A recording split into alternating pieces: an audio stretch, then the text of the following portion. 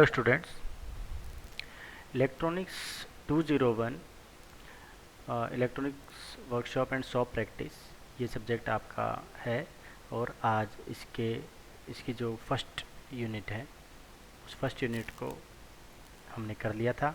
Second unit भी लगभग हमने कर ली थी और थर्ड यूनिट जो कि इंडक्टर का टॉपिक है उसको हमने पिछली क्लास में देखा था। आज इस क्लास में हम थोड़ा सा उससे आगे जाते हुए जो पिछली क्लास में हमने चीज़ें देखी थी एक समराइज फॉर्म में देखी थी, क्लासिफिकेशन ऑफ इंडक्टर, उन्हीं चीज़ को आज हम थोड़े से एक्सप्लेन्ड वे में देखेंगे कि जो क्लासिफिकेशन हमने पढ़ी थी उन क्लासिफिकेशंस को किस तरह से एक एक करके हम एक्सप्लेन करेंगे। तो चलिए शुरू करते हैं। टॉपिक हमारा है डिफरेंट टाइप ऑफ इंडक्टर। तो अलग अलग टाइप के इंडक्टर कौन कौन से होते हैं वो हमने देख लिया था। ये लिस्ट भी आपको दिख रही है कि जो अलग अलग टाइप के इंडक्टर होते हैं वो एयर कोर इंडक्टर, फेरोमैग्नेटिक और iron core inductor, ferrite core inductor, toroidal core inductor, bobbin based inductor, multilayer inductor और थिन फिल्म इंडक्टर ये पॉसिबल होते हैं। तो इसमें अगर इनकी बेसिक कैटेगरी को देखा जाए तो जो बेसिक कैटेगराइजेशन है वो ऐसा होता है कि जो इंडक्टर होते हैं वो बेसिक दो कैटेगरी होती है। एक तो फिक्स्ड वैल्यू, वे इंडक्टर जिनकी वैल्यू फिक्स होती है, और एक वे इंडक्टर जिनकी वैल्यू को हम चेंज कर सकते हैं, उनको बोलते हैं वेरिएबल इंडक्टर। ठीक है, ये आप नोट कर लें। तो ये जो इंडक्टर आपको जितने भी दिख रहे हैं ये सारे फिक्स्ड वाले हैं। ठीक है, बॉबिन तक।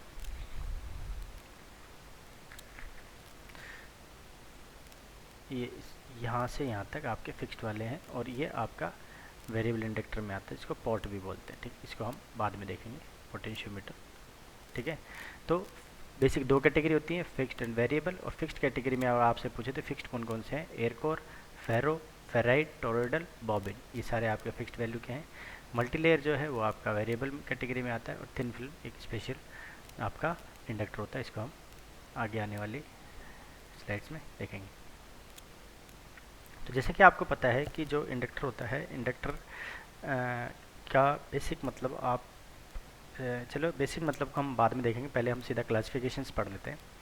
तो जो पहला क्लासिफिकेशन है वो है कि आपका जो एयर कोर इंडक्टर होता है। इंडक्टर क्या होता है? इंडक्टर सिंपल एक मैंने पिछली क्लास में बताया था कि सिंपल एक वायर होती है, ये वायर है। ठीक है, ये वायर है तो इसकी प्रॉपर्टी ये है कि ये इंडक्टर कहलाता है कि जब हम कोई सोर्स अप्लाई करते हैं, जैसे फॉर एग्जांपल एक डीसी बैटरीज को मैंने अप्लाई करी तो उसके कारण ये मैग्नेट की तरह बिहेव करने लग जाता है। यानी यहाँ पर हमारे नॉर्थ पोल आ जाता है और यहाँ साउथ पोल आ जाता है। तो हमें पता है भी किसी भी मटेरियल के अंदर नॉर्थ और साउथ पोल है तो वो मैग्नेट बन जाता है। ठीक है, और तो उसकी जो मैग्नेटिक लाइन है नॉर्थ पोल से साउथ पोल की तरफ उसका डायरेक्शन होता है। सो ये पॉजिटिव टर्मिनल है इसलिए यहाँ पे नॉर्थ पोल आया, और ये नेगेटिव टर्मिनल है इसलिए यहाँ साउथ पोल आया। तो ये इंडक्टर का कंस्ट्रक्शन एक तरह से होता है। सिंपल वायर अपन लगा देते हैं उससे कोई फ़र्क नहीं पड़ता है उससे, जब हम उसको कोई सोर्स अप्लाई करते हैं डीसी या एसी। अब सिंपल इसकी जगह हम एसी सोर्स भी अप्लाई कर सकते हैं। तो एसी सोर्स का अलग नेचर होता है। एसी सोर्स का हमें पता है कि एसी की फ्रीक्वेंसी अगर 50 हर्ट्ज है तो ये अपनी जो पोलरिटी है वो 1 सेकंड में 50 बार चेंज करता है। इट मीन्स ये नॉर्थ पोल और साउथ पोल आपस में स्विच होते रहेंगे 1 सेकंड में 50 बार। ठीक है, यानी इसके अंदर मैग्नेटिक जो नेचर आएगा वो 50 बार चेंज होगा। ठीक है, तो इंडक्टर आपको पता ही है, सिंपल एक वायर को आप अगर इस तरह से टर्न प्रोवाइड कर दें दैट बिकम ए मैग्नेट। और पहला जो मैग्नेट पढ़ रहे हैं वो पढ़ रहे हैं एयर कोर। अब कोर क्या होता है? कोर होता है इंटरनल, अंदर के हिस्से को कोर बोलते हैं। जैसे इसके ये अंदर का हिस्सा है इसको कोर बोलेंगे। अगर हमने ये कोई इंडक्टर इस तरह का बनाया है उसके बीच में हमने कोई कोर यूज़ नहीं करी है, कोई ऐसा मटेरियल यूज़ नहीं किया है तो या बिल्कुल खाली छोड़ दिया है तो उसको हम बोलते हैं एयर कोर इंडक्टर। और या खाली छोड़ने के बजाय उसके अंदर हमने अगर मान लो प्लास्टिक यूज़ किया है या सिरेमिक यूज़ किया है तो उसको भी हम एयर कोर इंडक्टर ही कहते हैं। So in this inductor core is completely absent, core नहीं होती है। This inductor offer high reluctance path for the magnetic flux. Actually ये क्या होता है, मैंने आपको अभी थोड़ी देर पहले बताया इस तरह का इंडक्टर होता है। तो मैग्नेटिक जब मैंने इसको बैटरी से कनेक्ट किया, किससे किया? बैटरी से। ठीक है, तो यहाँ नॉर्थ पोल आ जाता है और यहाँ साउथ पोल आ जाता है। ठीक है, तो यहाँ नॉर्थ पोल से मैग्नेटिक लाइन साउथ की तरफ आती है। तो इसका नेचर क्या होता है कि वापस अपने जहाँ से सोर्स होता है वहाँ लिंक होने की कोशिश करता है। अब यहाँ से वापस लिंक होने के लिए इसको पाथ चाहिए, तो उस पाथ के लिए क्या किया जाता है, ये जो टर्न है इसके बीच में हम एक कोर इंसर्ट कर देते हैं। तो ये जो नॉर्थ पोल की जो मैग्नेटिक लाइन है वो यहाँ से इस कोर के थ्रू इस जहाँ से ये लाइन निकल रही है नॉर्थ पोल है, नॉर्थ पोल तक आती है, ठीक है। लेकिन जब हम कोर प्रोवाइड करेंगे नहीं तो उसको बोलते हैं एयर कोर। तो ये क्या है, these inductor offer high reluctance path for the magnetic flux. क्यों हाई रिलेक्टेंस का मतलब प्रतिरोध, ज़्यादा प्रतिरोध प्रोवाइड करेंगे, क्योंकि यहाँ पे हमने कुछ इसको पास होने के लिए कोई पाथ ही नहीं दिया, कोई कोर ही यूज़ नहीं करी। कोर के थ्रू ही तो मैग्नेटिक लाइन निकलेंगी। जैसे किसी कॉपर वायर के थ्रू करंट पास होता है, ऐसे इसको भी एक मीडियम चाहिए, तो रिलेक्टेंस इसमें क्या होगा, हाई होगा, ठीक है। तो इसलिए इंडक्टेंस की वैल्यू लो रहेगी, ठीक है। The air core inductor have large coil to produce high flux density. Flux density क्या होती है, फॉर फ्लक्स डेंसिटी ऐसी ही इसकी इंटेंसिटी को बोलते हैं। जो मैग्नेटिक लाइन यानी इसके अंदर मैग्नेटिक लाइन कितनी ज़्यादा स्ट्रॉन्ग है उसको मैग्नेटिक इंटेंसिटी कहते हैं, ठीक है। सो हाई मैग्नेटिक डेंसिटीज़ के लिए हम एयर कोर को यूज़ करते हैं। तो इसकी जो एप्लीकेशन है फ्रीक्वेंसी एप्लीकेशंस में, जैसे टीवी, रेडियो रिसीवर, इनमें इनको यूज़ किया जाता है। तो एयर कोर का मतलब आप समझ गए, air core means there is a no core inside. जो हमारा इंडक्टर उसके बीच में कोई कोर नहीं होती है, विदाउट कोर, उसको एयर कोर बोलते हैं, ठीक है। ये आपका एयर कोर हुआ।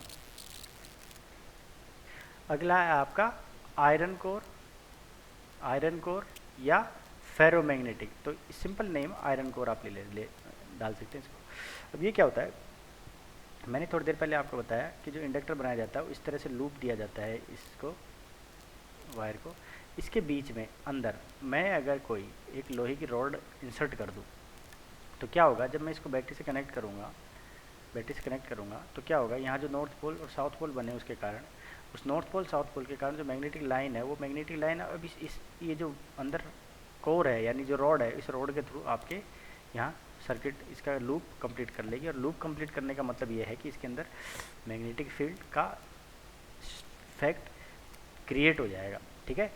तो बात आपको समझ में आई। तो अब इसके अंदर इंडक्टेंस ज़्यादा हुआ कि कम हुआ, इंडक्टेंस हो गया ज़्यादा, क्योंकि वहाँ पे तो पाथ था नहीं तो इंडक्टेंस कम रहा उसका, ठीक है। लेकिन यहाँ पर आपको पाथ पूरा मिल गया, पूरी मैग्नेटिक लाइन को आपका एक पाथ मिल गया, तो उसके कारण जो इंडक्टेंस वैल्यू होती है इन वाले इंडक्टर की, कौन से वालों की, आयरन कोर की, उनका जो इंडक्टेंस होता है वो हाई होता है। आप एक लाइन में लिख सकते हैं कि जो आयरन कोर इंडक्टर होते हैं उनका इंडक्टेंस ज़्यादा होता है। क्यों ज़्यादा होता है, क्योंकि उनके अंदर परमिएबिलिटी ज़्यादा होती है। परमिएबिलिटी मतलब ये जो मैग्नेटिक कोर यूज़ किए हैं, यानी इन मैग्नेटिक लाइंस को अपने थ्रू पास करने की एबिलिटी को परमिएबिलिटी कहते हैं। पहले तो एयर थी, तो एयर के थ्रू तो मैग्नेटिक लाइंस पास होंगी नहीं, इसलिए वहाँ परमिएबिलिटी कम थी, तो इंडक्टेंस कम था। यहाँ पे परमिएबिलिटी आपने दे दी आयरन रोड यूज़ करके, ठीक है, तो परमिएबिलिटी ज़्यादा, इट मीन्स इसका इंडक्टेंस भी ज़्यादा। तो आप एक लाइन लिख देंगे कि इन इंडक्टर की परमिएबिलिटी में, आयरन कोर इंडक्टर की परमिएबिलिटी ज़्यादा होने के कारण इनका इंडक्टेंस ज़्यादा होता है, ठीक है। ये पॉइंट आपका बन जाता है। तो इसी कारण से इनको जो ये जो इंडक्टर है वो इसमें लिमिटेशन एक अगर आप देखें तो क्या होगी, क्योंकि ये जो आयरन है, ठीक है, एक आयरन रोड है, तो आयरन रोड के थ्रू ये जो मैग्नेटिक लाइन है वो पास होती है। लेकिन क्या आयरन रोड बेस्ट मटेरियल है? बेस्ट मटेरियल नहीं होता है, क्योंकि जो आयरन की जो रॉड या आयरन का कोर जो हम यूज़ करते हैं इसके अंदर, ये अपने थ्रू जो मैग्नेटिक लाइन है उतनी आसानी से पास करती तो है, मतलब इतनी आसानी से नहीं करती है, करती तो है लेकिन इतनी आसानी से नहीं करती, उनको प्रतिरोध देती है, क्योंकि उनका इंडक्टेंस ज़्यादा होता है, ठीक है। तो इस कारण क्या होता है, मैंने आपको थोड़ी देर पहले बताया था कि जब इसके थ्रू मैग्नेटिक लाइन गुजरेंगी बार बार और हाई फ्रीक्वेंसी से गुजरेंगी, मैंने क्या बताया आपको, फ्रीक्वेंसी, इसकी फ्रीक्वेंसी, यहाँ मैं अगर एसी यूज़ करूँ तो जो एसी लाइन है 50 हर्ट्ज़ की हम एसी यूज़ करते हैं। लेकिन जब हाई फ्रीक्वेंसी एप्लीकेशन जहाँ पे किलो हर्ट्ज़ रेंज की जो इसका सिग्नल है उसको जब इसके थ्रू पास किया जाता है, तो आपका नॉर्थ पोल और साउथ पोल कितनी बार स्विच होगा, हज़ारों बार एक सेकंड के अंदर स्विच करेगा। तो इस स्विचिंग के कारण ये जो मैग्नेटिक लाइन इधर से इधर और इधर से उधर, क्योंकि नॉर्थ इधर है साउथ इधर, तो ऐसे आएगी, और अगर नेगेटिव साइकिल जब आएगी एसी की तब नॉर्थ इधर हो जाएगा, साउथ इधर जाएगा, तब ऐसे जाएगी। तो बार बार ये जो मैग्नेटिक लाइन आपस में स्विच करती है उसके कारण क्या होता है, ये जो कोर होती है इसके अंदर हीट जनरेट हो जाती है। ये जो हीट जनरेट होती है इसको हीट जनरेट या इन मैग्नेटिक लाइन्स के कारण एक करंट पैदा होता है, उसको बोलते हैं एडी करंट। और उस एडी करंट के अंदर के कारण, उस एडी करंट के कारण इसके अंदर जो हीट जनरेट होती है, क्योंकि आपको पता है कि किसी भी मटेरियल के थ्रू, जैसे फॉर एग्जांपल कोई कंडक्टर है, आयरन ही है, लोहा ही है, उसके थ्रू जब हम करंट पास करते हैं, तो जब करंट पास करेंगे तो वो गर्म नहीं हो जाता। वो करंट गर्म इसीलिए होता है कि जो उसके अंदर जो करंट और रेजिस्टेंस, उसको रेजिस्टेंस प्रोवाइड किया जाता है, उसके अंदर हीट जब डेवलप हो जाती है, वो हीट के कारण इसके अंदर ये वो है हीटिंग जो प्रॉब्लम आ जाती है, उसको बोलते हैं हिस्टेरिसिस। ड्यू टू हिस्टेरिसिस और एडी करंट इसके अंदर हीट आ जाती है, और हीट के कारण इसके अंदर ब्रेक डाउन आ सकता है ज़्यादा गर्म होने के कारण।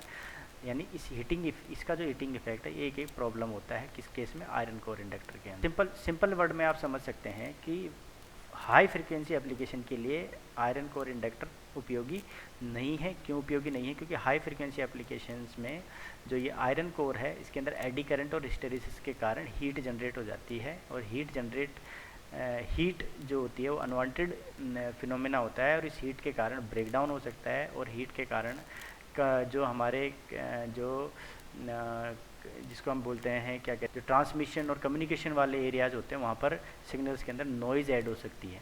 तो जो प्रॉब्लम है, मैंने क्या बताया आपको आयरन कोर की, hysteresis and eddy current are the problem in iron core. तो ये देखिए, वैसे तो ये आपको डायग्राम में दिखाया गया है, ये हमारा एक आयरन कोर ही होता है। तो आयरन कोर इंडक्टर सिंपल सा एक ट्रांसफार्मर है, एक्चुअली कुछ भी नहीं है। देखो यहाँ पर ये जो है ये आपको ब्लू कलर जो दिखाया है, ये कॉयल है एक्चुअली, और इसके बीच में एक कोर है जो आयरन कोर होती है, आयरन लोहे की होती है। उसके चारों तरफ हमने एक कॉपर वायर लपेटी है। उस कॉपर वायर के 2 तार इधर होते हैं, 2 तार उधर होते हैं। इधर से हम जो हमारा सिग्नल है वो देते हैं, उधर से हम लेते हैं, ठीक है। एसी को एसी में कन्वर्ट करता है, लेकिन ट्रांसफार्मर का काम जो है आपको पता ही है क्या होता है, स्टेप अप या स्टेप डाउन का। तो ये हम ज़्यादातर जो हमारे एसएमपीएस सर्किट्स होते हैं, वहाँ पर हम इस तरह के ट्रांसफार्मर्स को यूज़ करते हैं।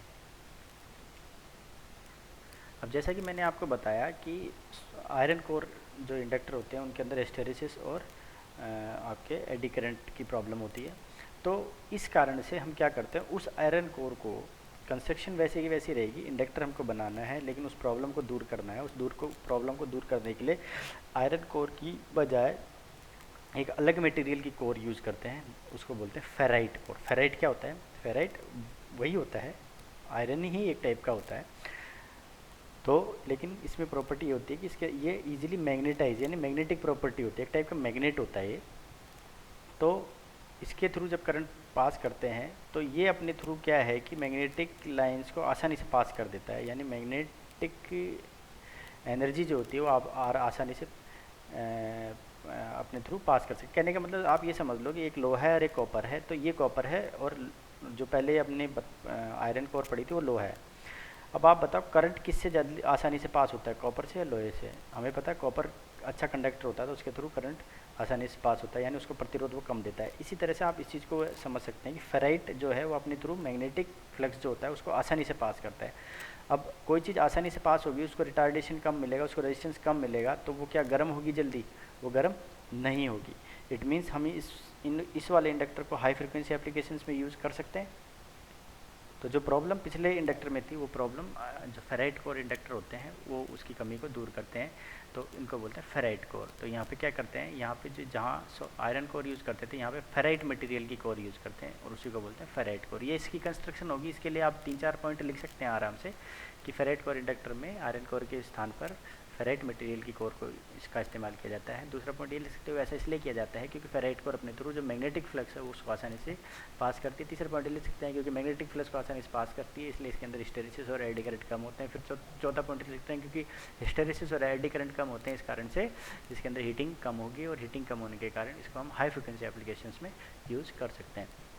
काफ़ी सारे पॉइंट आप अपने आप बना सकते हैं। जो हमारा अब ये बनता कैसे है, इसमें एक पॉइंट मैंने दिया हुआ है कि ये सिंपल वही आयरन रोड जो होती है, आयरन रोड को जब हम ऑक्साइड के अंदर हीटिंग करते हैं तो फेरिक ऑक्साइड Fe2O3, ये तो इसी का मिक्सर होता है, ऑक्साइड ऑफ ऑक्सीजन, और ferrite is a metal oxide ceramic based around a mixer of ferric oxide, ठीक है। सिंपल वही होता है, बस इसकी प्रॉपर्टी चेंज हो जाती है। अभी जो जितनी भी बात मैंने बताई है वो सारी बात ये लिखी है कि these are the different type of inductor which offer advantage of decrease cost and low core losses. Core loss क्या होता है? कोर लॉस उसी को बोलते हैं जो मैंने अभी थोड़ी देर पहले बताया था कि आयरन कोर के अंदर हीटिंग आ जाती है, उसको बोलते हैं लॉस ऑफ कोर लॉसेस, ठीक है। एट हाई फ्रीक्वेंसी पे वो प्रॉब्लम आती थी, ठीक है। तो ferrite is a metal oxide. Ferrite क्या होता है वो भी मैंने बता रखा है कि सिरामिक बेस से around a mixer of ferric oxide Fe2O3। Ferric oxide के ऊपर हम मेटल ऑक्साइड को जब हम मिक्स करते हैं तो उससे हमको फेराइट मिल जाता है, ठीक है। Soft ferrites are use for the core construction to reduce the hysteresis loss, ठीक है। ये दो चीज़ होगी, मैंने बताया, आपको समझ में आ गया होगा शायद। फेराइट कोर हमने पढ़ लिया। फेराइट कोर के बाद एक डिफरेंट अलग टाइप का इंडक्टर आता है, इसको बोलते हैं हम टोरॉइडल। टोरॉइडल देखो, अभी तक तो मैंने आपको ये कंस्ट्रक्शन बताई थी कि इस तरह का इंडक्टर है, इस तरह का, उसमें एक सीधी लंबी रोड इंसर्ट कर दी, या फिर एक लंबी रोड है उसके चारों तरफ मैंने एक वायर या कॉइल लपेट दी इस तरह से, ठीक है। यूँ भी हम समझ सकते हैं इसको, ठीक है। और इसके अंदर हम करंट फ्लो करते हैं, ये हुआ। अब एक और कंस्ट्रक्शन हो सकती है कि हम ये जो रोड है फेराइट की, इसको मैं गोल कर दूँ। देखो ये गोल किया ना, इसमें गोल, इसके ऊपर मैं तार लपेट दूँ ऐसे ऐसे करके और दो तार बाहर निकाल दूँ, उसको मैं सोर्स, तो ये जो कंस्ट्रक्शन होती है इसको बोलते हैं टोरॉइडल।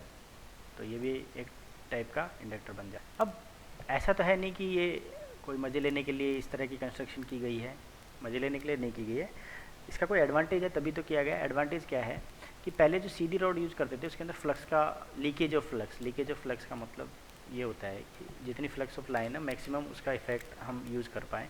तो ये वाली जो शेप है इसकी सर्कुलर शेप के कारण वो जो लीकेज है वो मिनिमम होता है, इसलिए हम ये सर्कुलर इस तरह की टोरॉइडल कोर को यूज़ करते हैं। तो लीकेज कम होगा तो ऑब्वियसली हमें जो हम इस इंडक्टर के कारण जो इंड्यूस्ड वोल्टेज मान लो जिस भी कारण, अब देखो इंडक्टर के अलग अलग एप्लीकेशंस है। इंडक्टर देखो मोटर, इलेक्ट्रिकल जनरेटर और ट्रांसफार्मर, ये तीन बेसिक मशीन है, इनके अंदर इंडक्टर का अलग अलग तरीके से यूज़ किया जाता है, ठीक है। तो इसके कारण हमें चाहे इंड्यूस ईएमएफ कहीं से बेसिकली करंट जनरेट करना हो, करंट जनरेशन होता है, इससे करंट जनरेट करना, ईएमएफ जनरेट करनी हो, तो वो जो काम है, अगर जो जितना मैग्नेटिक फ्लक्स पैदा हो रहा है वो अगर लिंक ठीक से हो रहा है, उसका लॉस नहीं हो रहा है, तो वो अपने लिए फ़ायदे का ही काम है। तो उसी चीज़ को ये कम करता है टोरॉइडल शेप, ठीक है। तो क्योंकि जो ये सर्कुलर फॉर्मर होता है इसमें लीकेज कम होता है, ये मैंने बता दिया आपको, और इसके अंदर जो लॉसेज हैं वो कम होते हैं इस डिज़ाइन के कारण, ये मैंने आपको भी बता दिया। अब अगला टाइप आता है बॉबिन टाइप। अब बॉबिन बेस इंडक्टर अगर आपको बेसिकली समझना है तो बात यह है कि जो हमारी पीसीबीज होती हैं उनके अंदर जो प्रिंटेड सर्किट बोर्ड्स होते हैं वहाँ पे बहुत छोटे छोटे इंडक्टर यूज़ किए जाते हैं, ठीक है। बहुत छोटे छोटे इंडक्टर यूज़ किए जाते हैं, तो पीसीबी लेवल के इंडक्टर को बॉबिन हम उनको बोल देते हैं कि वो बॉबिन बेस इंडक्टर होते हैं। उनमें क्या होता है, सिंपल सा जैसे इंडक्टर बना लिया हमने, इंडक्टर कैसे बनेगा, एक सिंपल सी फेराइट कोर या जो भी कोर ली उसके चारों तरफ हमने इसको लपेट दिया, ठीक है, और ये दो तार बाहर निकाल दिया। अब इसको मैं एक प्लास्टिक, जिस तरह से रेजिस्टेंस आपने देखे होंगे ना, रेजिस्टेंस इस तरह से था रेजिस्टेंस ये, ठीक है। अब वो मटेरियल तो अंदर था लेकिन इसको बाहर प्लास्टिक के उसमें कवर कर दिया और बाहर दो तार निकाल दी। तो पीसीबी के ऊपर तो आपको, हाँ भाई, तो उस तरह के जो इंडक्टर होते हैं उनको बॉबिन बेस इंडक्टर कहा जाता है। सिंपल कुछ भी नहीं है, इस तरह का इंडक्टर बना के उसको कवर कर दिया जाता है और उसको हम डायरेक्ट पीसीबी वगैरह में यूज़ करते हैं, ठीक है। इन टाइप के इंडक्टर में जो बॉबिन होता है, बॉबिन छोटी सी एक हल्की सी रॉड होती है, उसको बॉबिन बोलते हैं, उसके ऊपर कॉइल को लपेटा जाता है। और बॉबिन जो इंडक्टर होते हैं वो ज़्यादातर जो अलग अलग वोल्टेज लेवल, पावर रेटिंग और करंट लेवल में उपलब्ध होते हैं। और ज़्यादातर ये जो अपनी SMPS होते हैं, स्विच मोड पावर सप्लाईज और पावर कन्वर्जन एप्लीकेशन, इनमें इनको बहुत फ्रिक्वेंटली यूज़ किया जाता है। कुछ इस टाइप का बॉबिन बेस्ड होता है, ये इसको बॉबिन कहते हैं। देखो ये बॉबिन है, इसके ऊपर कॉपर वायर लपेट दी और इसको एक कंप्लीट एक कवर कर दिया बाहर से प्लास्टिक से, और ये दो तार बाहर निकाल देते हैं और सिंपली आपके लिए रेडीली अवेलेबल एक इंडक्टर हो जाता है। तो ये जितने टर्न हम देंगे, अब आपको मैंने बताया था कि जो इंडक्टेंस होता है वो इस नंबर ऑफ टर्न, कि जितना ज़्यादा नंबर ऑफ टर्न होंगे जितना इनका एरिया होगा और क्रॉस सेक्शनल एरिया और लेंथ, इन सब पे डिपेंड करता है। तो उसी वैल्यू का हम अलग अलग वैल्यू के बॉबिन बेस्ड इंडक्टर बना सकते हैं। सिंपल कंस्ट्रक्शन है, तो आपके जो सिलेबस में है इनकी कंस्ट्रक्शन भी है, इनकी एप्लीकेशंस भी हैं, सारी चीज़ें हैं, ठीक है। और मल्टीलेयर इंडक्टर जो होते हैं, मल्टीलेयर इंडक्टर में हम क्या करते हैं, ये multilayer inductor content to conductive coil pattern. इसके अंदर दो कंडक्टिव कॉइल होती है, एक कॉमन कोर को यूज़ करते हैं। It is arrange in two layer in upper part of the multilayer body, ठीक है। The coil are connected electrical in a consecutive manner in series of two more conductive coil pattern depose on lower part of the. तो ये जो इस तरह की जो inductor होते हैं, मल्टीलेयर इंडक्टर होते हैं, वो ज़्यादातर जो हमारी मोबाइल कम्युनिकेशन वाली जो के सिस्टम्स होते हैं उनमें नॉइज़ सप्रेशन के लिए इस तरह के इंडक्टर यूज़ किए जाते हैं। अब अगर हम एप्लीकेशंस की बात करें, जो हमारे डिफरेंट इंडक्टर, हमने टाइप्स ऑफ इंडक्टर्स पढ़े हैं, तो एप्लीकेशंस की बात करें तो ये बेसिकली 3 जगह काम आते हैं आपके। बेसिक अगर इलेक्ट्रिकल की बात की जाए तो इसमें आपकी मोटर, आपका इलेक्ट्रिकल जनरेटर और आपके जो ट्रांसफार्मर्स। तो और इसके अलावा अगर इलेक्ट्रॉनिक्स की बात की जाए तो इलेक्ट्रॉनिक्स में तो इसकी बहुत एप्लीकेशंस है। इलेक्ट्रॉनिक्स में जो कम्युनिकेशन फील्ड है, कम्युनिकेशन की अगर बात की जाए तो नॉइज़ फिल्टरिंग में ये बहुत ज़्यादा काम किए जाते हैं। जो भी हमारे रिसीवर साइड में जो सर्किट बनते हैं उनके अंदर इंडक्टर्स को बहुत वाइडली यूज़ किया जाता है नॉइज़ को सप्रेस करने के लिए। तो जैसे अभी थोड़ी देर पहले मैंने बॉबिन टाइप बताया था। तो inductors have a wide variety and important application such as high power application, ठीक है, transformers, suppressing noise signals, sensors, filter में, रेडियो फ्रिक्वेंसी जनरेशन में, एनर्जी स्टोर करने के लिए तो करते ही हैं, आइसोलेशन प्रोवाइड करने के लिए, और मोटर्स में। ये सारी चीज़ें मैंने अभी बता दी थी किस तरह से ये चीज़ें यूज़ करते हैं। तो these are some applications of inductor. आप इस चीज़ को याद रखें, पेपर में पूछी जा सकती है। तो थैंक यू वेरी मच। आज के लेक्चर में इतना ही लेंगे। आगे जो हम इसमें लेक्चर कवर करेंगे उसमें जो डिफरेंट लॉसेस और डिफरेंट कैरेक्टरिस्टिक्स है इंडक्टर से रिलेटेड, उन चीज़ों को हम डिस्कस करेंगे। So thank you for watching this presentation. Thank you.